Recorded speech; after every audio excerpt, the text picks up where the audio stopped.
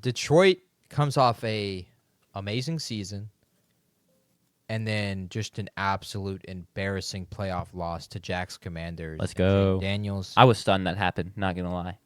I think the first thing I'm going to go ahead and bring up and say, and go ahead and put it on the board, the 2024 injuries was the story of the season for them. This is mainly defensive players. Aiden Hutchinson misses 13 games with a broken leg. Aleem McNeil, their second-best defender, missed 4 games at the end of the season, missed the playoff games. Derek Barnes was going to be a key piece for them. He's not really a household name because he did not play at really at any point last season except at the beginning. He gets hurt in week 3, but he was going to be a cornerstone for their defense. Alex Anzalone, I'll never forgive you. Don't let me get into it. I'll get into it at another day.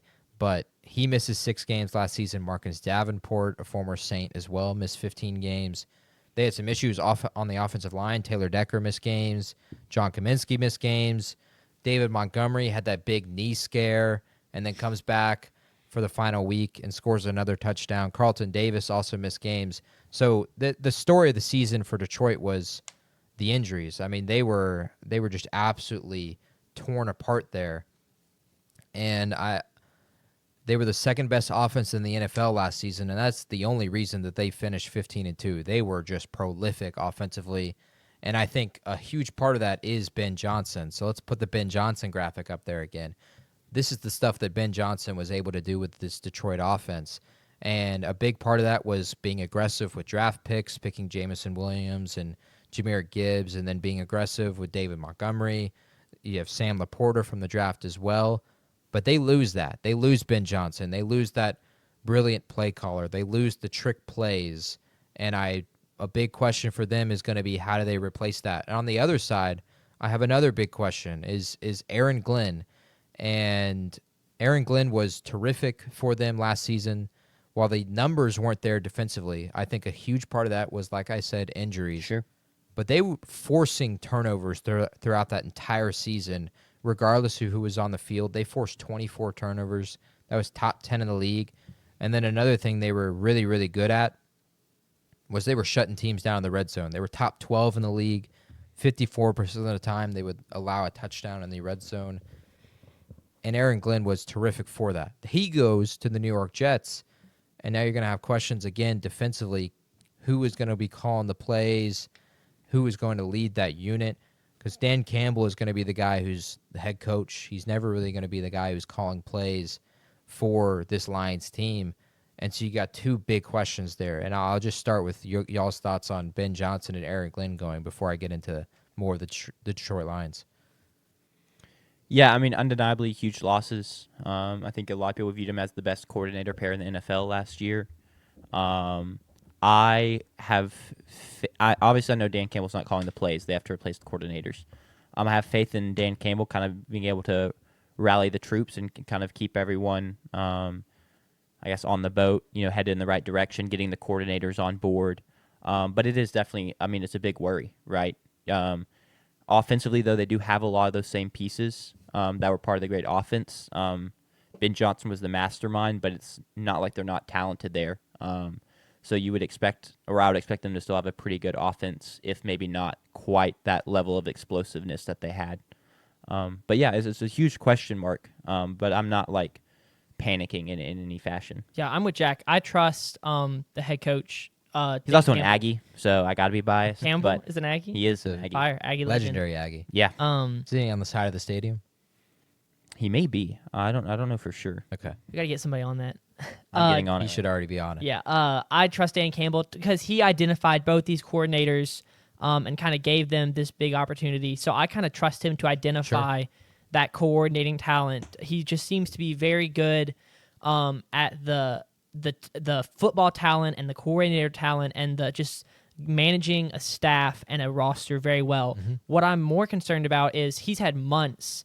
They kind of saw the coordinator situation coming. There were rumors that Johnson was going to leave last year for the Texans job. He decided to stay and run it back for one more year. And so this has been 12 to 18 months in the making of preparation of like knowing that you're going to have to replace these guys. I think the bigger issue is going to be at center because they're having to replace their center, Frank Ragnow, out of the blue. Everyone was kind of assuming they were going to have him for another year to be the center of an offensive line that was returning all the starters. And then he just kind of retired 2-3 weeks ago, very unexpected. And now that means rookie Tate Ratledge is going to have to start at center. And this is a guy that you drafted, I believe, in the second round. And you drafted him to sit for a year, played guard at Georgia. And then also he I believe he played guard because I think that he was on that same career trajectory as Ragnow, where they wanted him to sit for a year, make that transition to center. He started 3 years at Georgia, but he's a little bit older. He played 5 years there, started the last 3, and was always a better pass blocker than a run blocker, which history dictates that that's not what you want. Typically, the better run blockers are going to have more successful careers, and that's not, that's a general rule, but that's got me a lot more nervous because this was not the plan. Losing the coordinators was kind of always the plan because when you're that successful, that's going to happen. So I'll be really interested to see. Thankfully, they return a bunch of weapons. They still got Jared Goff at quarterback, an even hand at the steering wheel. So it's going to be interesting to see how that goes and how that affects the offensive line. But you still have the best 1-2 punch at running back in the country. You still have one of the best wide receiving cores in the country. So it'll be really interesting to see how that offense looks with a different center. I think the team. Or I was going to quickly, Dan Campbell. I don't know if he's on side of the stadium. We did give him a Lifetime Achievement Award. Okay. This past year. So gig him. I would say for the questions about Ragnow and now with Tate Ratledge, I think we could potentially. I think for the Lions fans, this is what you would hope for. Look at the Eagles team losing Jason Kelce, replacing it with Cam Jurgens. And then look what was around Cam Jurgens. The offensive line stayed the same around them with future Hall of Famers. And then the offense still had tons of weapons. And you add Saquon Barkley. And Cam Jurgens stepped into that role and he was great for them. And I wonder if that is something that Tate Ratledge can do as well. That would be an interesting question. The hope would be for Lions fans that you could go down that same path, obviously with winning the Super Bowl as well. I think this is really a make-or-break year for the Lions. The Lions are currently 3rd in the league in cap space for this season, but they're 28th in cap space for next season. This is going to be a result of their extension. So next year, Jared Goff, St. Brown, Penei Sewell, and Aleem McNeil have extensions that kick in and shoot up their money for next season. And those 4 players hit the cap for $66.7 million this year. Next year, they're going to hit for $100 million more at $160 million. So this is a make-or-break year for Detroit. They lose all of their flexibility next year, and they're really locked into the players that they have. And this brings up my next question about them is, and I'll ask you guys as well, did they already miss their championship window? Did it pass by just like that? Because next year, there's no flexibility, and Jared Goff is not getting any younger, and there's already questions about this season with the loss of the 2 coordinators. NFC seems like it's going to get even better. I mean, we think about the Commanders and their resurgence last season. Chicago is poised to be good. You would assume the Packers are going to continue to be good. Is J.J. McCarthy the next superstar? Who knows? And then with the Eagles still being there.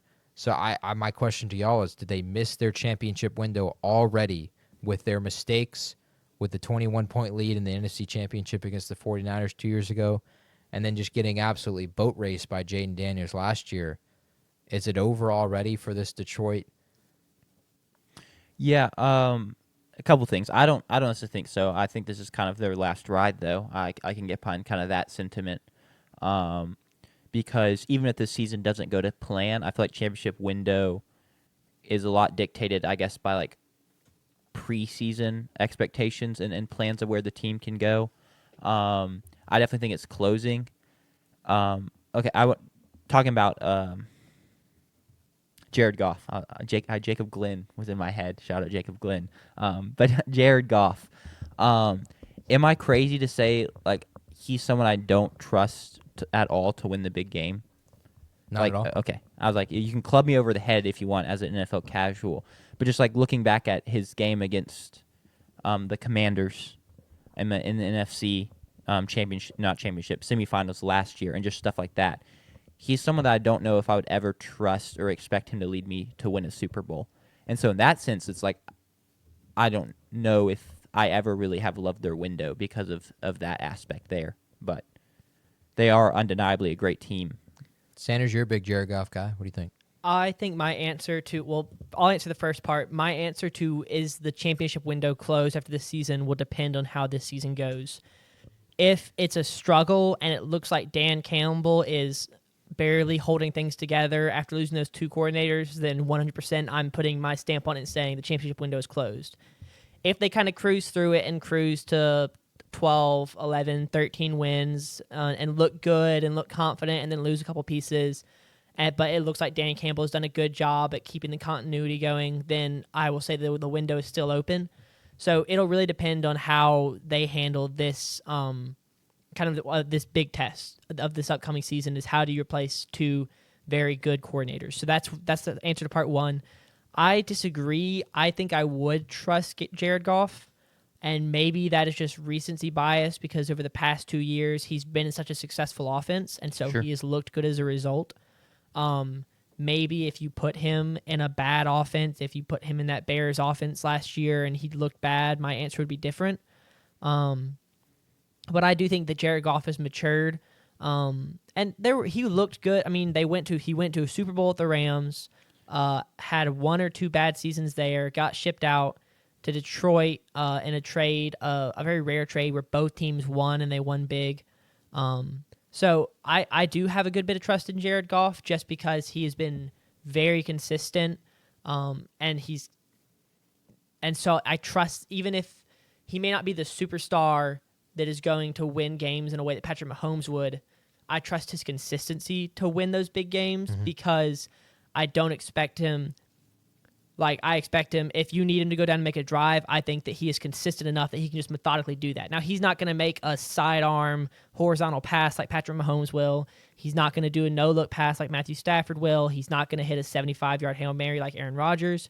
But I do trust him because of his consistency, to be consistent under the biggest pressure, that any football player is going to see in the NFL and in big games. So I do disagree with y'all. I've got him as my best quarterback in the NFC North. So I do have a good bit of trust, or a good deal of trust to Jared Goff. Yeah, I mean, I would still have him as the best quarterback going into the season. But just because it's I don't necessarily know if I trust any of these guys to win the big game. I mean, you have someone that hasn't played, and then Caleb Williams, and then I do like Jordan Love a good bit, but he's had his inconsistencies. I just Goff always has a knack for the very inconvenient pick. So. Definitely something to look forward to in terms of their team this season. This is one of the teams I was not bullish on. Low Detroit on Lions. I low was actually on very low on them. I have them going almost the complete opposite of Sanders and Jack's way. I have them going 6-11. I think the opening stretch of the season is absolutely brutal. This is your first 7 games before the bye week at Green Bay, hosting Chicago in a Ben Johnson revenge game, going to Baltimore, hosting Cleveland. That would hopefully be a win, and that's where I have their 1 win in the first 7 weeks. Going to Joe Burrow in Cincinnati, going back to Kansas City, which would be a revenge game for the Chiefs, and then hosting the Tampa Bay Buccaneers, which you've already lost in the regular season 2 years ago. So very, very brutal opening stretch. I have them going 1-6 in that opening stretch before the bye week, and that is a large part in the reason that I have them going 6-11. Now I want to flip it, and Sanders has them actually going 6-1 in those opening 7 weeks. Why do you feel that they are going to get off to a hot start, unlike me? I think because even if you bring in a new coordinator, I think this team has so much chemistry. The way they have meshed over the past 2 years under Jared Goff as quarterback, I don't think that you can take that away. Scheme might be a little bit different. Once again, I trust Dan Campbell to not do a Zach Arnett thing and say, oh, here's what we're doing, and then lie and do something else different. I trust Dan Campbell to be like, all right, guys, here's what we're doing, and then just do that. And I trust him to bring in a coordinator that's going to work well with the team. And I also, I have a lot of trust in this Lions team. We shall see. But yeah, I'm not the highest out of all of us. I've got him going 12-5. Jack's got him going 13-4, and then my brother, our Lions fan, has him going 14-3. Finishing the season on a 7-game win streak, I believe, and losing only one after week 5. So I think you were very much in the minority. Now that's an extreme. 14-3 would be a wild record with that. That's a pretty tough schedule.